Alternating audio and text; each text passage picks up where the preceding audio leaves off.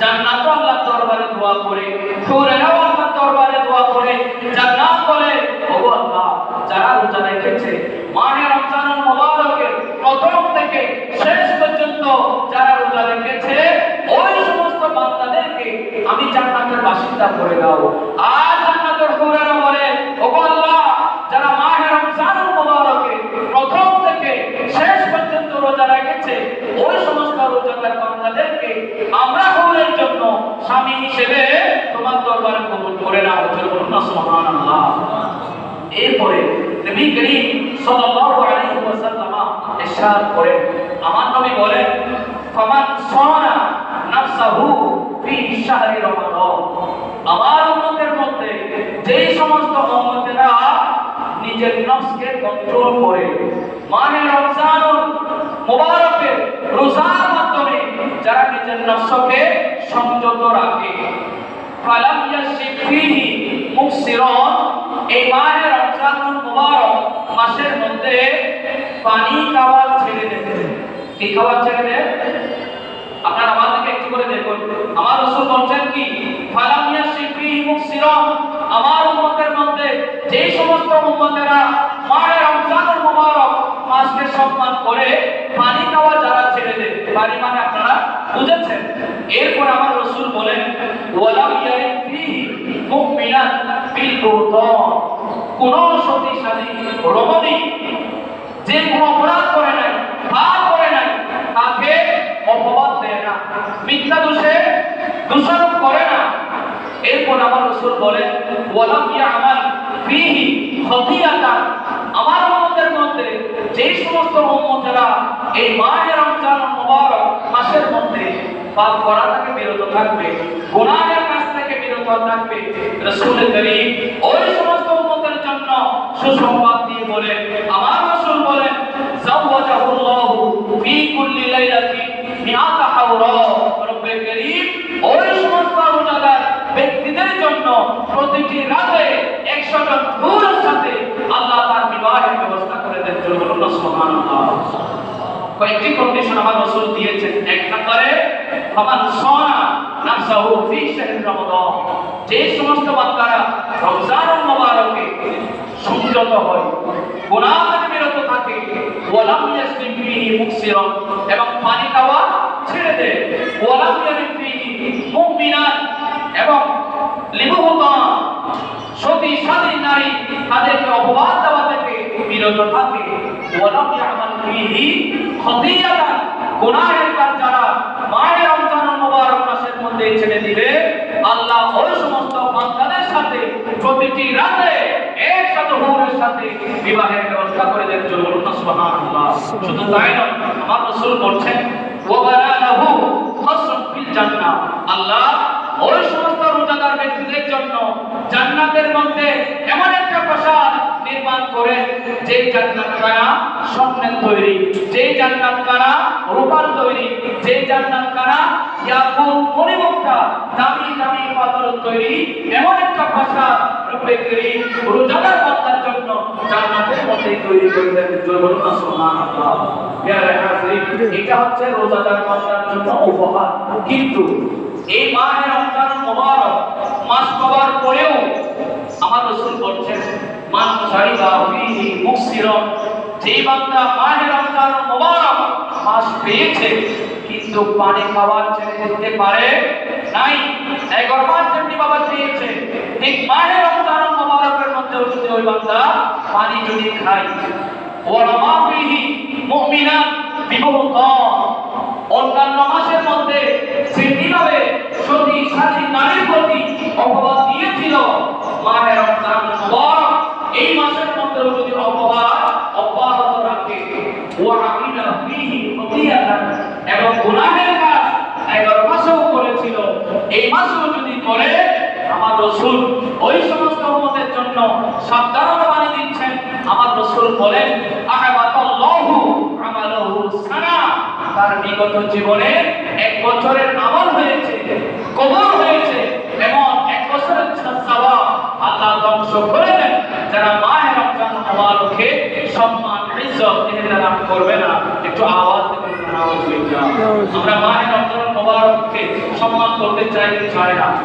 যে সবাই বলুন চায় কি চায় না? রমজান এসেছে, গুনাহের কাজ ছেড়ে দিতে হবে, অপরাধের কাজ ছেড়ে দিতে হবে, পানি খাওয়ার অভ্যাস থাকলে ছেড়ে দিতে হবে।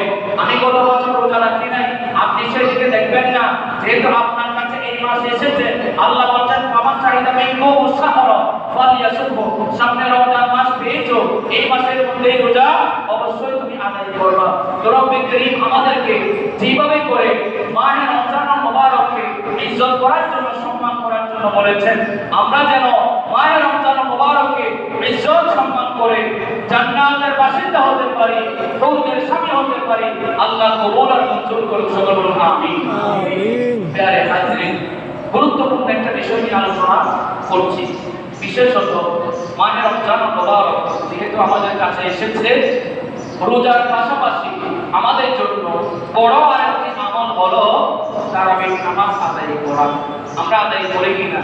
আলহামদুলিল্লাহ, আমাদের মসজিদেও প্রতি বছর তারাবির নামাজ জামাতের সাথে ইমামদের পিছনে, কারিদের পিছনে আমরা আদায় করে থাকি। ইনশাআল্লাহ তাআলা এবছরও যোগ্য হাফেজদের পিছনে আমরা তারাবির নামাজ আদায় করব।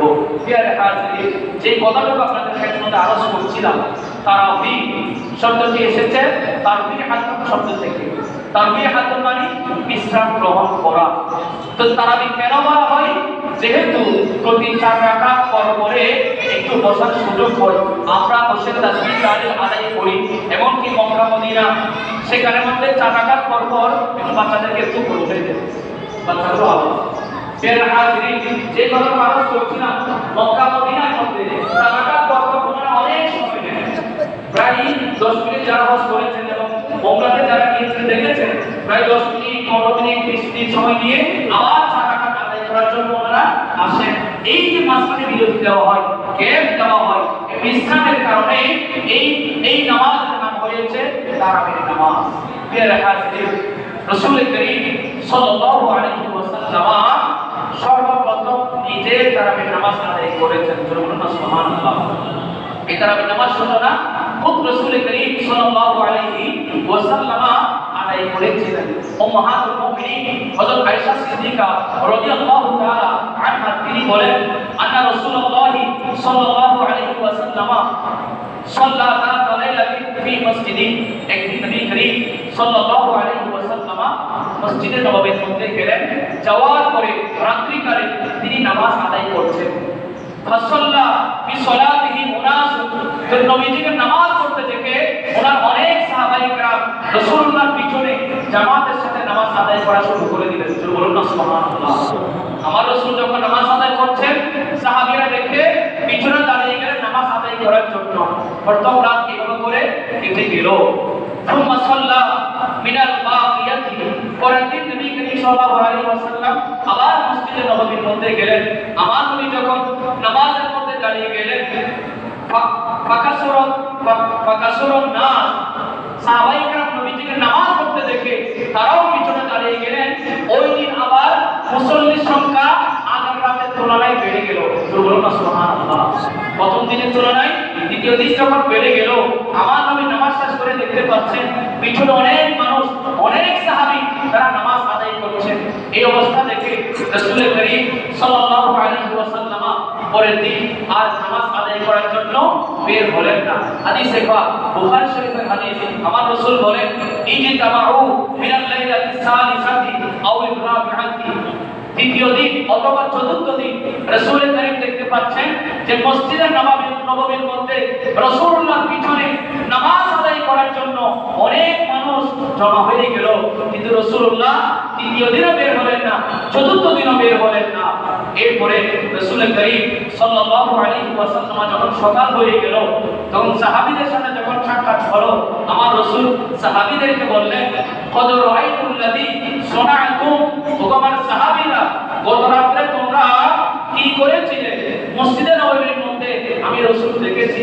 তোমরা যে আমার পিছনে নামাজ আদায় করার জন্য এসেছো, আমি রাসূল দেখেছি।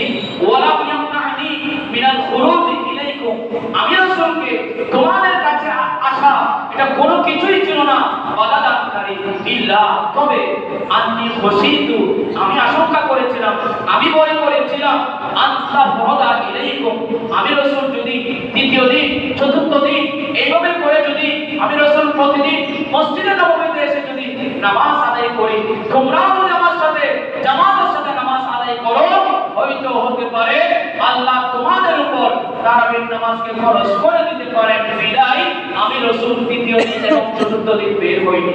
একটু জোরে বলুন না সুবহানাল্লাহ। বুখারী শরীফের এই হাদিসে মুবারাকা থেকে আমরা প্রথমত জানতে পারলাম আমার রাসূল নিজে তারাবির নামাজ আদায় করেছেন এবং আমার রাসূলের সাথে প্রথম দিন এবং তৃতীয় দিন কিছু সাহাবীরা জামাতের সাথে নামাজ আদায় করেছিল। কিন্তু প্রিয়ারে, এটা আমার রাসূলের সময়ে প্রতিষ্ঠা হয়নি। ওই সময়ের মধ্যে আমার রাসূল একদিন বের হলেন বছর মুবারক থেকে মসজিদে নববীর মধ্যে যখন গেলেন, এই হাদিস আবু দাউদ শরীফের হাদিস, ফাইদা উনাসুন ফি রমজান, আমার রাসূল একদিন রমজানের মধ্যে বের হলেন, ইউসাল্লুনা ফি নাহিয়াতিল মসজিদ, আমার রাসূল দেখতে পাচ্ছেন মসজিদের এক পাশে কিছু মানুষ তারা নামাজ আদায় করছে। নামাজ আদায় করতে দেখে আমার রাসূল জিজ্ঞেস করলেন, ফাকালা হাউলাই, এই সমস্ত মানুষেরা মসজিদে নববীতে তারা এখানে কি করছে? কিরা রাসূলুল্লাহ উত্তর দেওয়া হলো, ইয়া রাসূলুল্লাহ হাউলাই নাসুন, এরা আপনার সাহাবী, লাইসা মাআহুম কুরআন, তাদের মধ্যে কেউ হাফিজে কোরআন নেই, ওয়া ইবনে কাব ইউসাল্লি, যেহেতু তাদের মাঝে হাফেজ কেউ নেই, এই জন্য ওয়া ইবনে কাব তিনি নামাজ আদায় করাচ্ছেন। ওয়াহুম ইউসাল্লুনা বিসলাতিহি, ওয়া ইবনে কাবের পিছনে আপনি রাসূলের সাহাবীরা জামাতবদ্ধ হয়ে তারা নামাজ আদায় করছেন। জোরে বলুন সুবহানাল্লাহ। এই ওয়া ইবনে কাব রাদিয়াল্লাহু তাআলা আনহুর পিছনে যখন জামাত সহকারে নামাজ আদায় করতে দেখে রাসূল করিম সাল্লাল্লাহু আলাইহি ওয়াসাল্লাম ইরশাদ করলেন, আসহাবু, তারা ঠিক কাজ করছে, তারা সঠিক কাজ করছে। ওয়ানিমা মা সানাউ, তারা যে ইমামের পিছনে একজন কারির পিছনে দাঁড়িয়ে জামাতের সাথে নামাজ আদায় করছে, এটা দেখে আমি রাসূল অত্যন্ত খুশি হয়েছি। জোরে বলুন সুবহানাল্লাহ। তো উবাই ইবনে কাবের পিছনে জামাতের সাথে সর্বপ্রথম সেখানে নামাজ আদায় করা হয়। কিন্তু ফারুক আযম রাদিয়াল্লাহু তাআলা আনহুর সময়ে মসজিদে নববীর মধ্যে কেউ একা কিভাবে নামাজ আদায় করতেন, আবার কেউ জামাতের সাথে যখন নামাজ আদায় করছিলেন, ফারুক আযম মসজিদে নববীর মধ্যে এই অবস্থা দেখার পরে তিনি বললেন, লাউ জামাআতু হাউলাই আলা কারিহি ওয়াহিদিন, আমি যদি আমার রাসূলের সকল সাহাবীদেরকে একজন কারির পিছনে যদি একত্রিত করে দিতে পারতাম, একজন কারির পিছনে জামাতের সাথে নামাজ আদায় যদি ব্যবস্থা করে দিতে পারতাম, কতই না ভালো হতো। এই কথা শুনে যখন রাসূলুল্লাহ সাহাবীরা শুনলেন, পরে তিনি উবাই ইবনে কাবের নেতৃত্বে সকলে যখন জামাতের সাথে তারাবির নামাজ আদায় করছে, এটা দেখে ফারুক আযম রাদিয়াল্লাহু তাআলা বললেন, নি'মাল বিদআতু হাযিহি, কতই সুন্দর পদ্ধতি মসজিদে নববীর মধ্যে চালু হয়েছে। সুবহানাল্লাহ। উবাই ইবনে কাবের পিছনে দাঁড়িয়ে সকলেই জামাতের সাথে তারাবির নামাজ আদায় করছেন।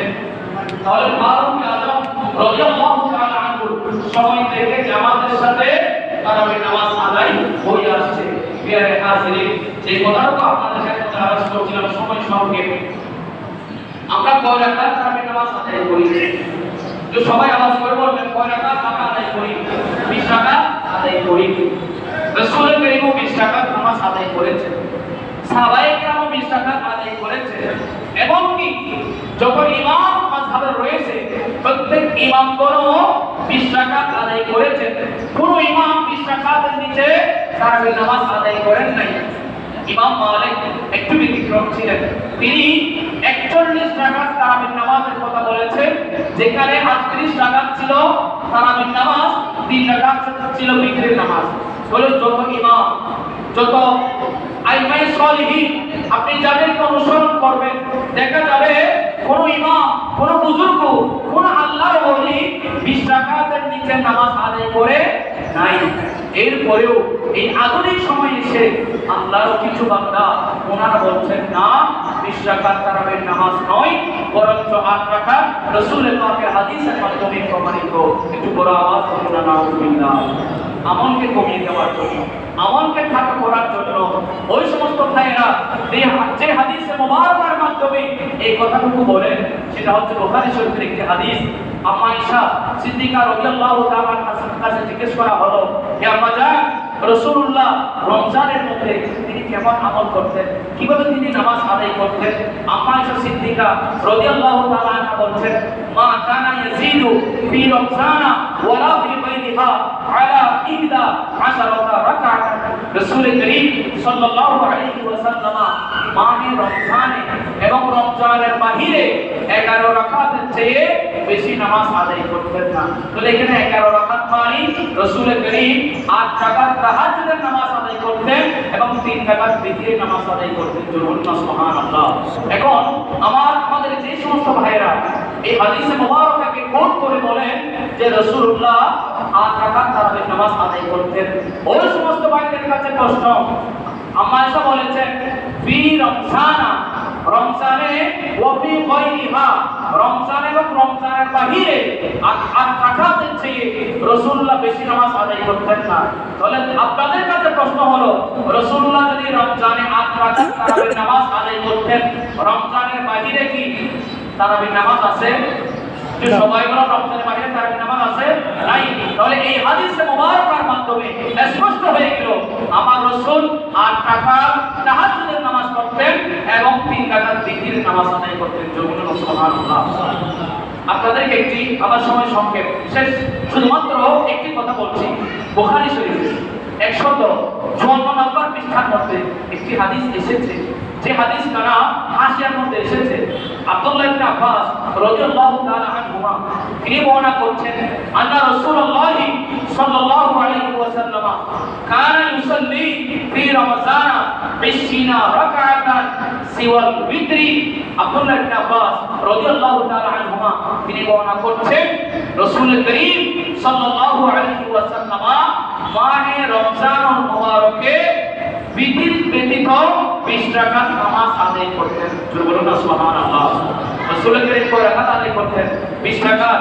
আপনাদের যদি বিশ্বাস না হয়, বুখারী শরীফের প্রথম খণ্ডে 154 নম্বর পৃষ্ঠার মধ্যে হাসিয়া রয়েছে, ওই হাসিয়ার মধ্যে দেখতে পারেন যে হাদিসটি আব্দুল্লাহ ইবনে আব্বাস রাদিয়াল্লাহু তাআলা আনহু বর্ণনা করছেন। তাহলে আমার রাসূলের আমল ছিল কয় রাকাত নামাজ আদায় করা? 20 রাকাত। এমনকি আব্দুল্লাহ ইবনে ওমর রাদিয়াল্লাহু তাআলা আনহুমা ওনাদের সময়ও 20 রাকাত নামাজ আদায় হতো। তাহলে আমরা দেখতে পাচ্ছি যুগে যুগে কালে কালে সেই আমলখানা 20 রাকাত ছিল। এখনো পর্যন্ত সত্যিকার ঈমানদার মুমিন বান্দাদের কাছে 20 রাকাত তারাবির নামাজ রয়েছে। কথা বলুন ঠিক কি না? প্রিয় হাজিরিন, আমার সময় একবারে সংক্ষেপ, আপনাদের খেদমতে আরজ করছি, আমাদের কাদিয়া তৈরিয়া জামে মসজিদের মধ্যে আলহামদুলিল্লাহ আমরা গত বছরও এবং প্রত্যেকটি বছর আমরা 20 রাকাত তারাবির নামাজ আমরা এখানে আদায় করে থাকি। আপনাদেরকে দাওয়াত দিচ্ছি, আমাদের গত বছর যে হাফেজ সাহেবরা ছিলেন ওনারাও থাকবেন, আরো 2 জন ওনাদের সাথে থাকবেন। আমরা জামাতের সাথে আমরা অন্য মসজিদের মধ্যে আমরা যদি আগামীকাল মাহে রমজান